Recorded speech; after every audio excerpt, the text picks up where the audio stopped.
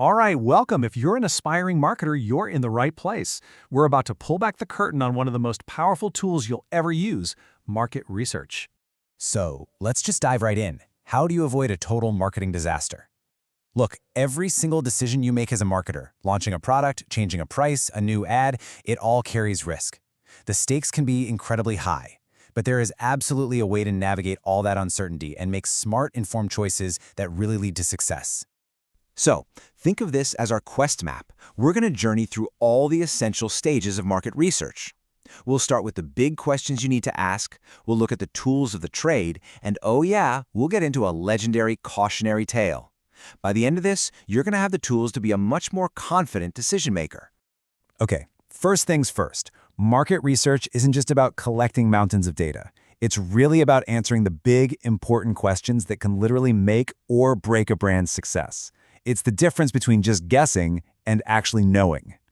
You know, the first step on any quest isn't to just start running blindly into the woods, right? It's to draw the map. In our world, that map is the research brief. This document is so critical because it defines exactly what you're trying to achieve, and it guides every single thing that comes next. So here are the key stages in the whole process. See? It all starts with that brief we just talked about. And notice, step 2, check secondary data. That just means looking for information that already exists before you go out and spend a bunch of time and money collecting your own. It's such a smart move. But honestly, if you get step 1 wrong, if your brief is fuzzy, the rest of your journey is basically flawed from the start. Okay, so this is where it gets really interesting. How you actually gather your information. Every adventure needs the right tools for the job. And in research, that means choosing between 2 really fundamental types of data. The main difference really just boils down to this. Qualitative data asks why. It gives you those rich stories, the deep feelings behind why people do what they do. Think focus groups or in-depth interviews. On the flip side, quantitative data asks how many. This gives you the hard numbers, the statistics you need from big surveys to prove something. You know, the most powerful insights usually come from using both. You might use qualitative to explore a new idea, and then use quantitative to see if that idea works on a massive scale. Let's be real, you can't ask every single person in the world your questions, as much as you might want to. So you have to find the right allies for your quest, a small group that actually represents the larger population you're interested in. And that's where sampling comes in. So here's the crucial point. A well-chosen sample has to reflect the entire market you're targeting. If your sample is skewed, like say you only ask college students about a product meant for retirees, well, your findings are not going to be reliable at all. You get the sample right, and you can be pretty confident in your results. All right, now for a real-world story that shows exactly what's at stake here. This is a pretty famous case study out of Australia, and it involves one of the country's most iconic, most beloved brands, Vegemite. This is where research meets cold, hard reality. Can you just imagine the pressure?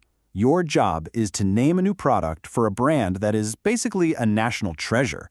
I mean, that's a huge responsibility. So, of course, Kraft Foods turned to market research. They wanted to find that perfect name and, not make any mistakes. So the company ran a public survey with a list of potential names, which you can see right here. The options ranged from the pretty straightforward ones like Cheesy Mite to the very modern-sounding iSnack 2.0.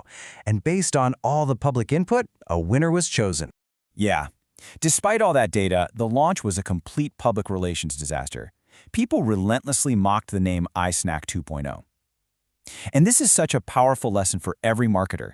Data does not make the decision for you.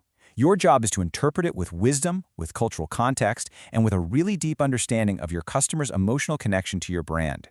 So what's the big takeaway here? The iSnack 2.0 story isn't about research failing. It's a powerful lesson in how we apply it. This whole process, when you do it with insight and care, is your marketing superpower. It's how you turn all that raw information into winning decisions.